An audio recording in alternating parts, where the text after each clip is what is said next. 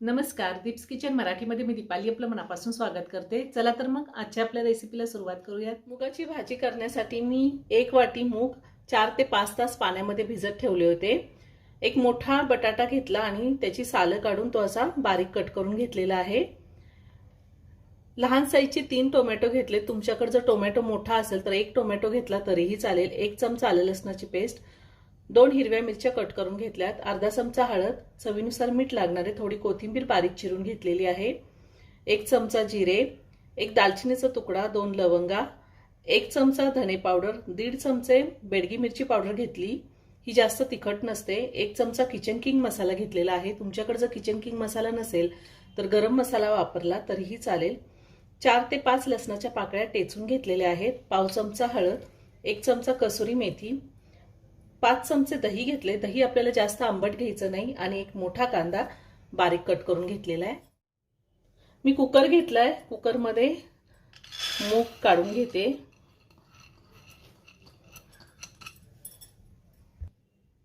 त्यातच बारीक चिरलेला बटाटा घालायचा आहे। आता त्यातच टोमॅटो घालायचा आहे, हिरवी मिरची, आलं लसणाची पेस्ट,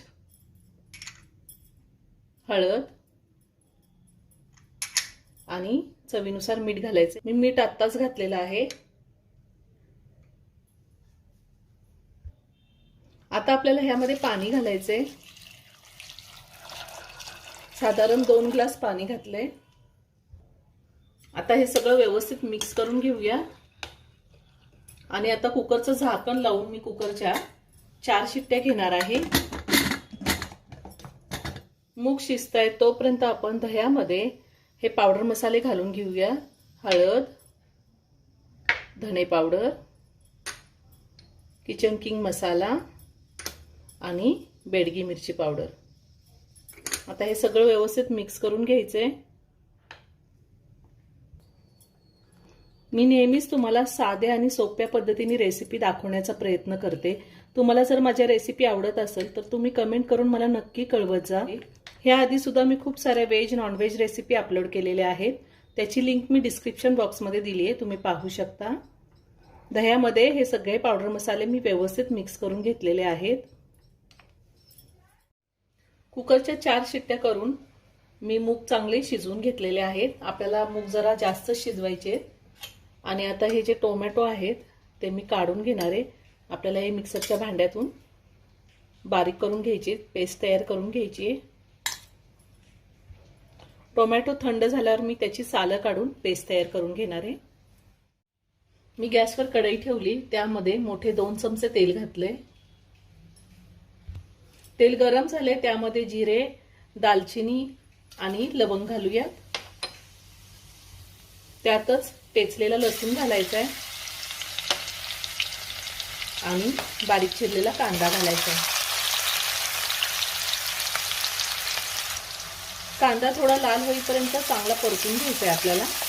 ह्या टायमिंगला तुम्हाला जर कढीपत्ता आवडत असेल तर तुम्ही कढीपत्ता सुद्धा घालू शकता। कांदा मी 2 ते 3 मिनिटं चांगला परतून घेतलाय। कांद्याचा रंग चेंज झालेला आहे, त्यामध्ये कसुरी मेथी घालायची आहे। पुन्हा सगळं व्यवस्थित मिक्स करून घेऊया। आता ह्यात आपण जो टोमॅटो उकडलेला मिक्सरला बारीक फिरून घेतलेला आहे तो घालायचा आहे आणि छान तेल सुटेपर्यंत परतून घ्यायचे।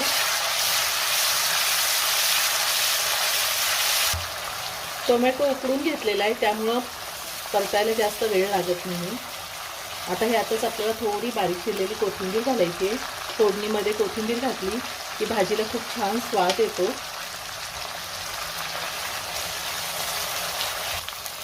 कांद्यासोबत टोमॅटो चांगला परतून झालेला आहे, छान तेल सुटले।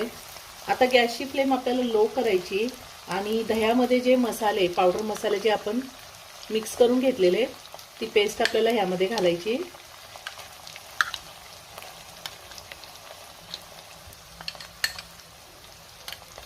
आता हे सगळं व्यवस्थित मिक्स करून घेऊया। पावडर मसाले सुद्धा मी चांगले परतून घेतलेले आहे। आता ह्यामध्ये शिजवलेले मूग घालायचे।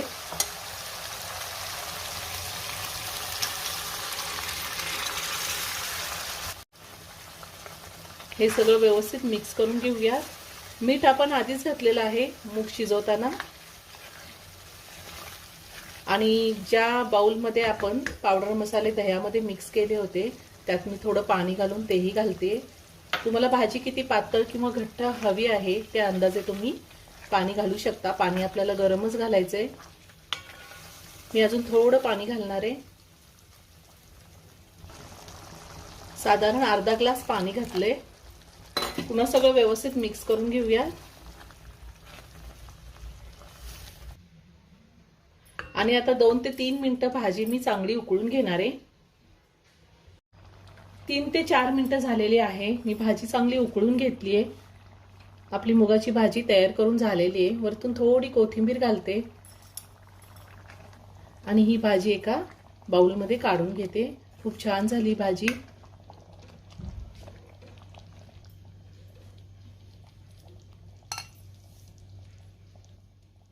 अगदी साध्या सोप्या पद्धतीने मुगाची रस्सा भाजी तयार करून झालेली आहे। एकदा नक्की करून पहा, खूप छान होते। व्हिडिओ जर आवडला तर व्हिडिओला लाईक आणि शेअर करायला विसरू नका। रेसिपी आवडली असेल तर कमेंट करून नक्की कळवा। पुन्हा भेटूया अशाच एका छानशा साध्या आणि सोप्या रेसिपी बरोबर। धन्यवाद।